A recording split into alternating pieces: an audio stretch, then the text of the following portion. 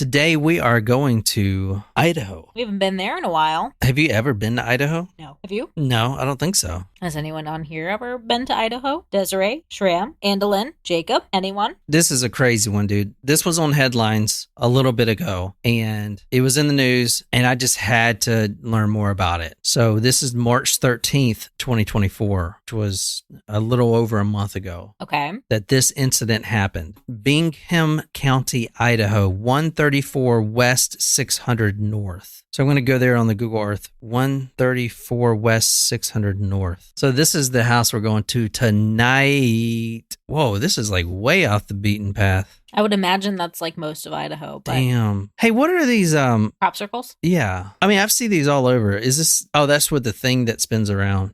It's like a irrigation thing. I don't know. Interesting though. Yeah. So the person that owns this must own like all this land right here. I'm sure you can get a lot of land in Idaho for good, not too much money. Like here at least, you know what I'm saying? Like all of this land you could get. Anyway, this is the house we're going to tonight. Exactly that house.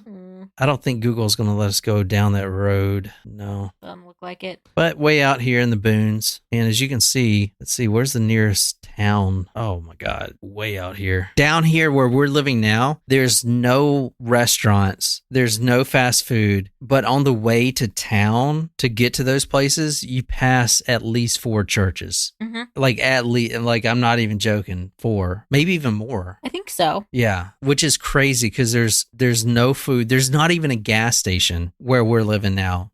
Not even a gas station, but you pass at least 4 churches before you get there, which is crazy. In the South. Yeah. So anyway, that's where we're going to tonight. This is very late. This is very late at night. 2 a.m., 134th West 600 North. And it is a home of a lovely woman, Christine Jenneiahn. At this home, an 85-year-old mother, Christine Jenneiahn, her last name is Jenneiahn, 85 years old, and her son, David. The son is also an adult son, disabled. Okay. Like permanently disabled. I saw briefly about what had happened. He had a traumatic brain injury at 15. Leaving him permanently disabled. So he is living at home with his mother. It was a peaceful night, as you guys saw in Idaho. There's nothing out there. Yeah. Quiet, peaceful, you know what I'm saying? Until Christine hears the unmistakable sound of glass shattering. Police will find her back window shattered open and the screwdriver used to do it still laying there. An intruder breaks in to the house. So this house is a kind of a small house. There's a downstairs area, and downstairs is where the disabled son David lives, or that's where his room and stuff is.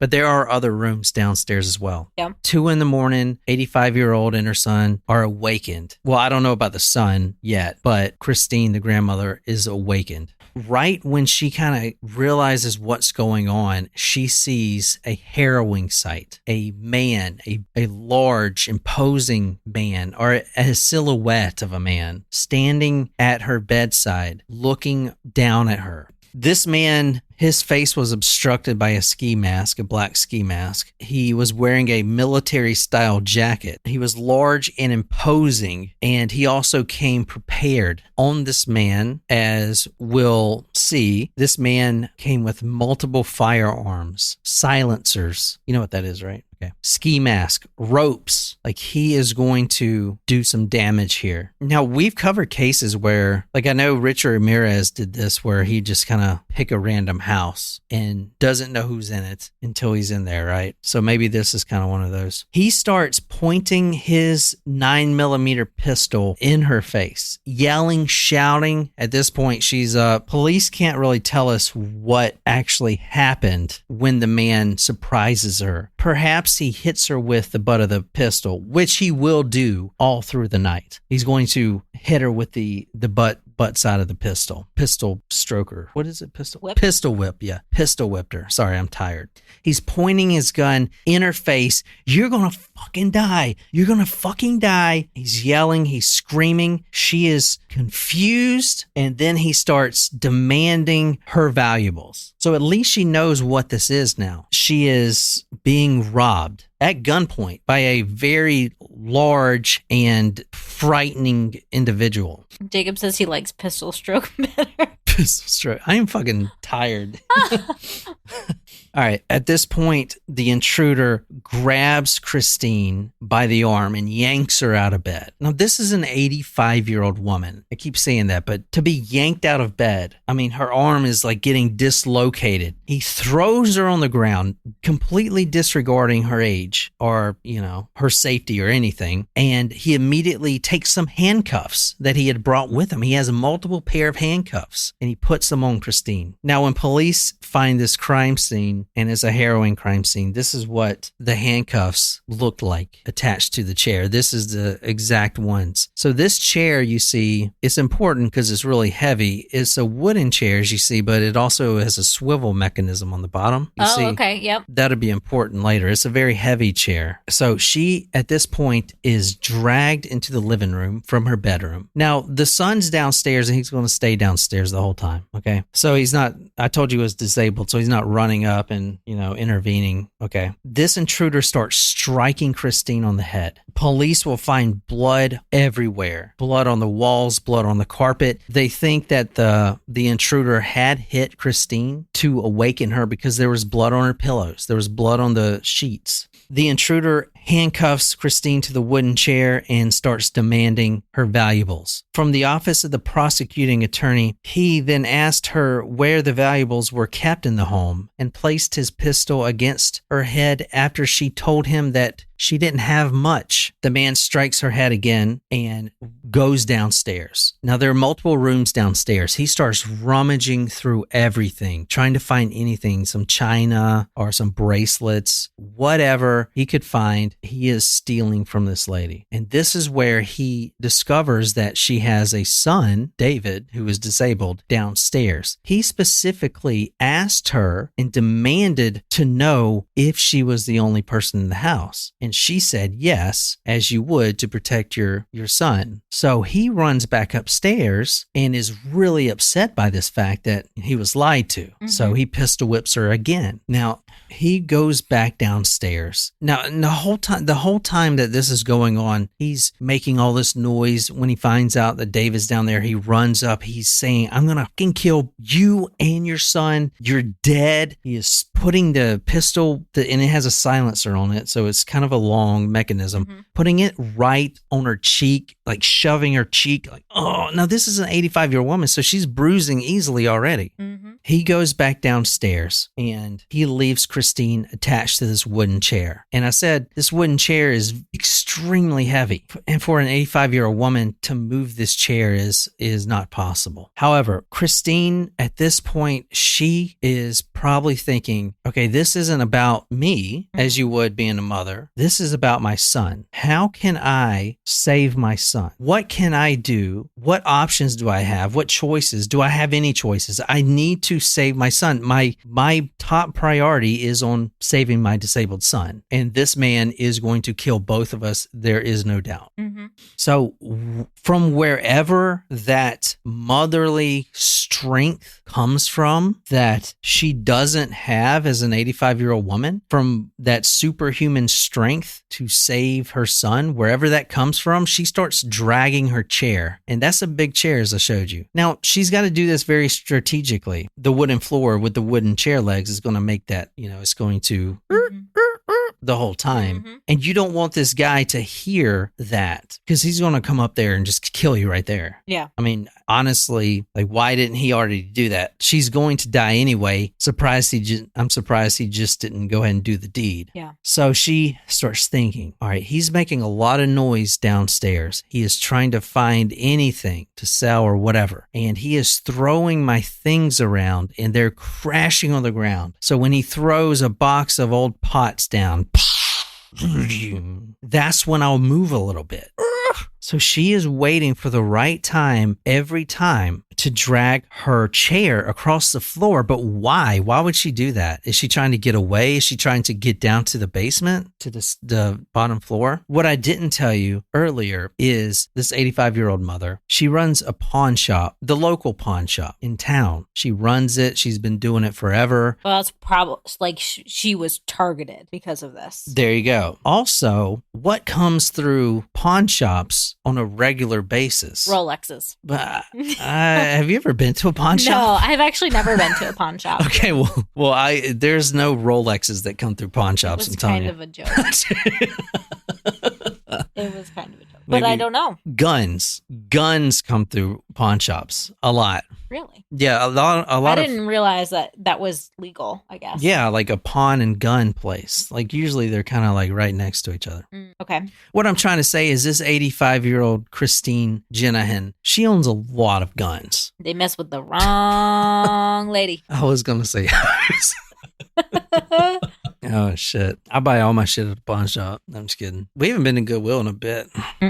So Christine has a lot of guns in the house. A lot of guns. But the one that she keeps under her pillow, which is closest to her, she's in the living room, so it's just one room over. If she can drag her chair there and get back and hide the gun, if she can do that, she'll have a shot. And that pistol that's under her pillow is a .357 Magnum revolver, which is a very large caliber gun. I know that from all the times we've played Resident Evil.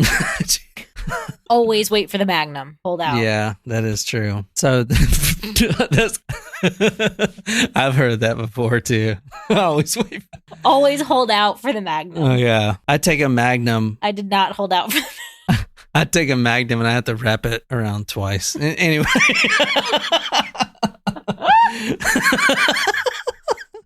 Oh, God. And I still have some leftovers. All right. She has a .357 Magnum that she keeps locked and loaded under her pillow at all times. The Magnum covers the balls. Oh shit! I remember. I mean, it's so embarrassing. Like when you go, when you're, I don't know, 16 and you're buying condoms and you see the Magnums there, they're always above all the other ones. You needed to buy condoms at 16? Yeah, fuck it, of course. As a just in case. Just in case. I'm the one that kept it in the wallet like for a fucking year. You never know, man. I just might be at the mall or something, and I might need this condom. I'm pretty sure it's still there. Anyway, she has a .357 Magnum that she keeps locked and loaded under her pillow because she knows she could be targeted. She's a pawn shop owner. She has a lot of things in her home. A lot of it won't fit in the pawn shop. So she actually, using this strategy of waiting till she hears a loud sound from downstairs of this guy rummaging through her stuff, she drags her chair all the way to the bedroom. Now that is a feat because that is a heavy chair. Mm-hmm. Not only is it wooden, and not only is she handcuffed to the back of the chair, so she's actually sitting on the chair and she has to drag herself, her body, and this chair, which is a swivel chair. So it's that extra metal circular thing with the gears and all this stuff. And she's 85 years old. Mm-hmm. That's a lot to do, but she does it. Somehow she does it. She gets to the bedroom and gets back right when this guy's walking upstairs. In fact, when this intruder, when he turns his head, she had just tucked this .357 Magnum in between the couch cushions. As soon as she tucks it in there, she releases her hand, brings it back up, and tries to sit there oh my God, I hope he didn't see that. I've been here the whole time. He didn't notice, luckily. Wow. He comes up there and is screaming. She said she didn't have much, and apparently he's not finding what he wanted, which I don't know what he wanted. Gold, maybe? Who knows? He comes up there screaming, yelling, and saying, I'm going to kill you and your son. This is it. You're going to die. This is it. He takes his pistol and he walks over to Christine, who is still tied to the chair. She's handcuffed. She's handcuffed. Yeah. Right? Yeah. He walks over to Christine, who is still handcuffed to the chair. She has enough arm movement to grab the pistol if she wanted. Now, at this point, she is thinking 3 words: now or never. I went and I got this gun. Am I going to use it or not? Or is he going to kill me and my son and probably get away away with this because he covered his tracks. You know, he parked forward down the street. He was using a ski mask. You know, she didn't have cameras, obviously, but he used gloves. Like maybe he'll get away with it. So she is thinking, is this going to be it, or am I going to do something about this? I would also like to ask if this intruder would have still dared to enter this 85-year-old woman's home if he knew by any chance that for nearly 3 decades, Christine was an instructor for the Olympic shooting team. Right? Jeez. Oh my God. Oh my God. This intruder should have done like a little bit more research into his target. Oh my God. What's up, Oregonian? What's up? Oh my God. Shut up. No, yeah, 3 decades. She's the one that taught the Olympic shooters how to shoot. Is this Annie Oakley? Like, who the fuck? Like, basically, yeah. Damn. He definitely picked the wrong house. Damn, son. You should have done a little bit more homework. But then again, I guess it's why you're a criminal. So. No shit. Now. Jesus Christ. Oh my God. You cannot make that shit up. She's a fucking badass, dude. I mean, all right. I can't wait to see a picture of this lady. I hope you found one. They're pictures of it. She's an old grandma. She's an old lady. I mean, I show it to her. Yeah. I need to see the vision of this badass. Yeah, I gotcha. He is walking towards her right now. His 9mm is raising up. He's going to kill her. He's got a puny little 9mm in comparison to her Magnum. No shit. It is night and day difference. I mean, 357 Magnum, 9mm. Yeah, it's a big difference. It's huge difference, you know? Huge difference. So even though she's handcuffed, my money is on her. He starts lifting up his pistol. He's going to blow her away. And then she realizes it's now or never. She reaches over with her one free hand. One hand's handcuffed. She reaches over with her unhandcuffed hand and pulls that revolver from the pillow. And before this guy knew what hit him, both of her shots that she fired penetrated his chest, one directly through the heart. Directly through the heart. Now, this is under extreme stress, and she's 85. Her sight is a little not like I used to be. 2 shots, one of them right through the center of the heart, the other one right about on the same. It barely missed the heart, but you know, she is 85, and it is nighttime. Now, Jesus Christ.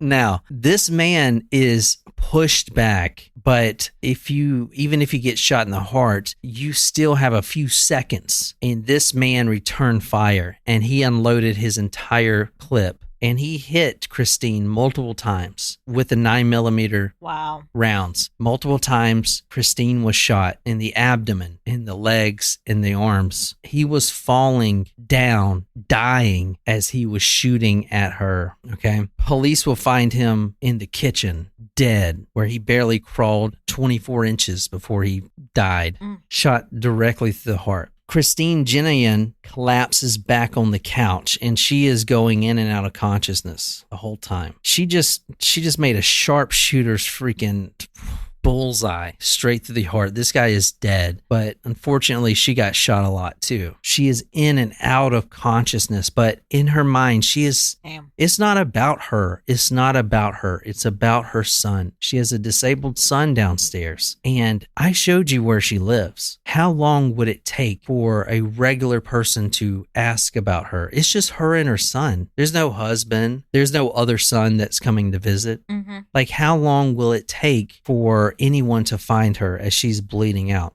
So she makes another conscious decision to force herself to stay awake and alert. Wow. Just in case this guy comes back up or whatever, she's there. Now, how she did that, and obviously she survived this, as you can probably tell, she would tell the police that this whole event lasted about 30 minutes, the shooting, and then I killed him. Wow. And she knew that because there's a grandfather clock. This is kind of showing her age too. A big grandfather clock in the living room. And this is one of the ways that she kept herself conscious for 10 hours as she tried to put pressure on her own wounds. For 10 hours. Lifesavers and EMTs wouldn't be there until 12:17 the following day. 10 hours. She had to wait. She couldn't move. She was using the grandfather clock, the tick-tock, tick-to, and the dinging every hour to keep herself conscious and alive because her son would starve and die downstairs. However, luckily, she knew eventually her disabled son eventually would find a way to come up upstairs and give her the phone. He didn't know how to do 911 or anything else, but he knew what the phone was and he knew to give it to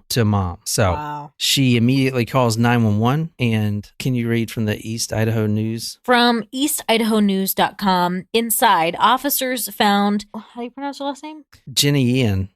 Officers found Jenneiahn in her nightgown, lying in a pool of blood, but alive on the living room floor. She was handcuffed to a chair and had a phone in her hand. She had a cut to the top of her head and multiple gunshot wounds, but Jenneiahn was conscious and alert. The Bingham County prosecuting attorney who weighed in on this case, his name is Ryan Jolly, said this case presents an easy analysis of self-defense. It also presents on one of the most heroic acts of self-preservation I have ever heard of. That Christine survived this encounter is truly incredible. Her grit, determination, and will to live appear to be what saved her that night. The intruder, his name is Derek Condon. This is his 9mm that he had. You see the silencer there? Here's one more of the chair. You see the chair. And this is the one that got it straight in the heart. Damn. Jesus Christ, what a fucking idiot, man. Holy shit. This is his ski mask that he had on. Wow. And wowza. He actually had 2 guns with him. And I'll tell you why here in a second. This is the 9mm with a red dot scope on it, extended magazine. And this is a 22 caliber that he had as well. So he was, as you're going to find out, this isn't going to be the first person he was going to kill tonight. But can you read the next one? So his name is Derek Condon. When deputies found Condon in the kitchen, he was on the floor on his back. A black mask was covering his face. He was wearing a camouflage jacket and jeans, according to the report. Condon was wearing a shoulder bag. Multiple items were found on him, including pistols, magazines, coins, silver bars, a brass black powder holder, magazine holders, a knife, and a sword. A sword. He had a sword on him. Jesus. So think about, and obviously this is considered justifiable homicide. Oh, yeah. And no one doubts that. The Bingham County Sheriff's Office put out a report to the public, and the sentiment really felt like they did it to kind of explain what they were thinking, like in case someone had a problem with it, but no one has a problem with it, you know? Yeah. Like, anyway, it says, this is Idaho section 19202A, no person in this state shall be placed in legal jeopardy of any kind whatsoever for protecting himself. In addition, an individual acting in self-defense is not required to wait until he or she ascertains whether the danger is apparent or real and need not retreat from any place that person has a right to be. A person may stand his ground and defend himself or another person by the use of all force and means which would appear to be necessary to a reasonable person in a similar situation with a similar knowledge without the benefit of hindsight.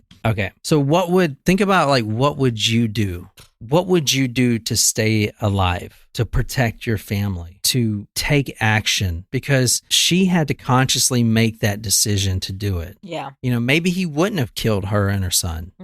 I don't know, with all the weapons he brought. Yeah, exactly. But then again, if she didn't kill him, you know, he would have been out, perhaps not even been arrested. Yeah. Now, Jenneiahn, when she was interviewed about this, she was ultimately sad because she said she's just a, quote, nice old lady, and she is. Everyone loves her in this little town of Rose, and everyone knows everyone, and she has been bringing cookies to the police station for years. Homemade cookies. She would bring them by every Sunday, you know, for the guys working on the weekends. They all knew her. They knew exactly this address. They never had to go there, to visit, you know, and say, hey, but they knew exactly where this was. And everyone's supporting her, helping her. She's still recuperating. She told police that she's a, quote, nice old lady, but, quote, you can only push somebody so far. When asked if she even remembers getting shot, she said, quote, oh yeah, that hurt. So she's very down to earth. Can you read from the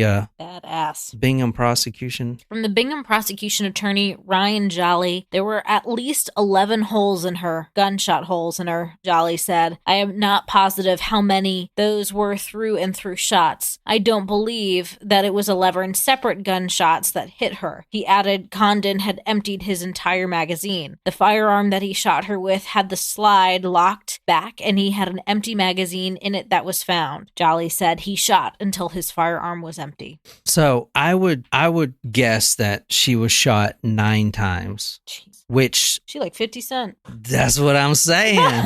You had that ready. She is on par with 50 Cent, man. 50 Cent got shot 9 times. You know, because he says, oh, Pac got shot 8. That's what he says. I got shot 9 and I'm still breathing. Remember that song?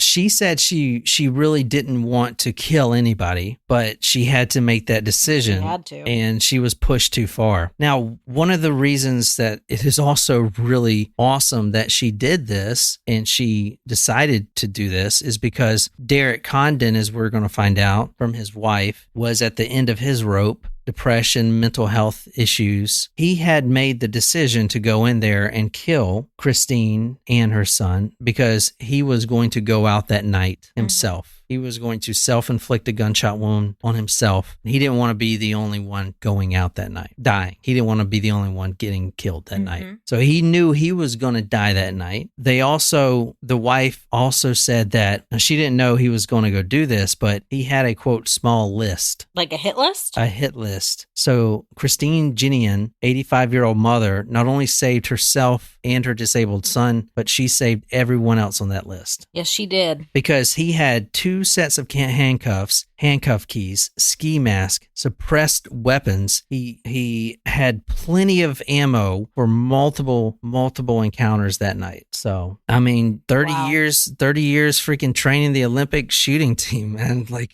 Jesus Christ. Only 2 shots fired, one straight through the center of the heart.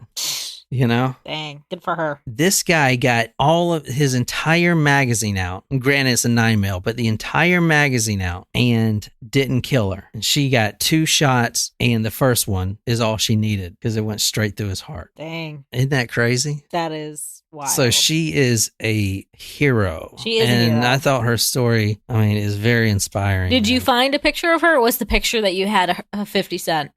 No. No, let me show you. This is her right here. That's her. She's so sweet. Yeah, she's like the ones. She'd make you cookies at night. Damn. An apple pie on Sunday morning. She's an 85-year-old sweet old lady. She didn't, I want to be clear, like, she didn't want to kill anybody. Damn. She didn't want to kill this man. I cannot believe that you fucking trained the Olympics shooting team. Yeah. Yeah, this is holy shit. Isn't that crazy? That's like, dude. Nuts. You just broke into the wrong fucking house, man. You know?